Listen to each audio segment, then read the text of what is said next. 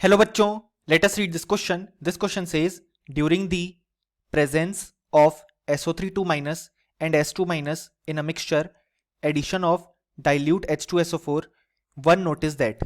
और हमारे ऑप्शंस हैं option A SO2 and H2S are not formed, option B SO2 and H2S formed during change undergoes a redox change forming colloidal sulfur and thus no smell, option C a smell of burning sulfur, option D a smell of rotten egg.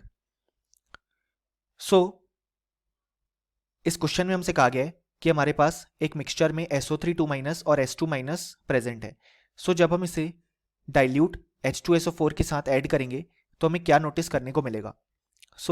इस question को solve करने के लिए हमें जो की concept required है वो है एक्शन ऑफ डाइल्यूट H2SO4. यहाँ पे हमारे पास जो मिक्सचर प्रेजेंट है उसमें SO3 माइनस और S2 माइनस प्रेजेंट है. जब हम इसे डाइल्यूट H2SO4 के साथ ऐड करेंगे तो हमें यहाँ पे फॉर्मेशन देखने को मिलेगा ऑफ SO2 एंड H2S. अब यहाँ पे इस रिएक्शन के दौरान जो हमारे पास SO2 और H2S फॉर्म हुआ वो खुद ही साथ में एक रिएक्शन कर लेते हैं और फॉर्म करते हैं H2O और यहाँ पे सल्फर जो कि यहाँ पे कोलॉइडल स्टेट में प्रेजेंट होता है. अगर हम इस रिएक्शन को यहाँ पे बैलेंस करें तो हमारे पास यहाँ पे आ जाएगा 2 एंड देन यहाँ पे आ जाएगा 2 एंड यहाँ पे आ जाएगा 3. अगर हम देखें तो इस केस में लेटस से सल्फर का ऑक्सीडेशन नंबर है x. हम लिख सकते हैं x -2 × 2 इज इक्वल टू 0 क्योंकि ऑक्सीजन का ऑक्सीडेशन नंबर होता है -2. x की वैल्यू आ जाएगी हमारे पास यहाँ पे +4. यहाँ पे सल्फर का ऑक्सीडेशन स्टेट है +4. यहाँ पे अगर हम देखें तो सल्फर का ऑक्सीडेशन स्टेट हम x अज्यूम करते हैं. 1 × 2 + x इज इक्वल टू 0 हो जाएगा क्योंकि हाइड्रोजन का ऑक्सीडेशन स्टेट होता है +1. यहाँ पे आ जाएगा सल्फर का ऑक्सीडेशन स्टेट -2. यहाँ पे हाइड्रोजन का +1, ऑक्सीजन का -2 और यहाँ पे सल्फर अनकम्बाइंड स्टेट में है तो यहाँ पे 0 ऑक्सीडेशन स्टेट होगा.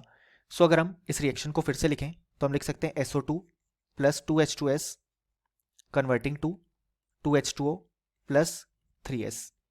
यहाँ पे हम देख सकते हैं सल्फर का ऑक्सीडेशन नंबर है यहाँ पे +4, यहाँ पे -2 और यहाँ पे 0. चेंज आ रहा है केवल सल्फर के ऑक्सीडेशन स्टेट में. यहाँ पे सल्फर इस तरफ हमारे पास जो है वो रिड्यूस हो रहा है क्योंकि ऑक्सीडेशन नंबर डिक्रीज हो रहा है और यहाँ पे अगर हम देखें तो ऑक्सीडेशन हमें देखने को मिल रहा है क्योंकि सल्फर का ऑक्सीडेशन नंबर इंक्रीज हो रहा है. यहाँ पे हमें एक डिसप्रपोर्शनेशन रिएक्शन देखने को मिल रही है क्योंकि यहाँ पे हमारे पास जो सल्फर है उसका ऑक्सीडेशन भी हो रहा है और रिडक्शन भी, और ये टाइप ऑफ रिडॉक्स रिएक्शन है. यानी कि बेसिकली हुआ क्या, हमारे पास मिक्सचर में SO3 माइनस और S2 माइनस आयंस प्रेजेंट थे. अब हमने यहाँ पे डाइल्यूट H2SO4 ऐड किया वो कन्वर्ट हो गए SO2 और H2S में. अब ये दोनों SO2 और H2S जो हैं वो खुद ही एक साथ कंबाइन करते हैं और एक रिडॉक्स रिएक्शन करते हैं जिससे हमें कोलॉइडल सल्फर यहाँ पे देखने को मिलता है और यहाँ पे इसी कारण से कोई भी स्मेल हम नहीं फाइंड आउट करते हैं.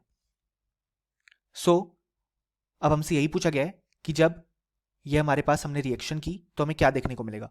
जो करेक्ट ऑप्शन हो जाएगा वो जाएगा ऑप्शन बी कि SO2 and H2S formed during change undergoes a redox change forming colloidal sulphur and दस नो स्मेल. कि यहाँ पे हमने देखा SO2 और H2S जो कि रिएक्शन के दौरान फॉर्म हुए वो खुद अब एक रिडॉक्स रिएक्शन करते हैं जिससे कोलॉइडल सल्फर फॉर्म होता है और कोई भी स्मेल हमें नहीं मिलती है. ये करेक्ट ऑप्शन हो जाएगा और option A, C and D जो है वो इनकरेक्ट हो जाएंगे. यानी कि फाइनली हमें बोल सकते हैं कि इस क्वेश्चन का हमारे पास जो करेक्ट आंसर आ गया वो आ गया option B. Hope you understood it well. Best of luck.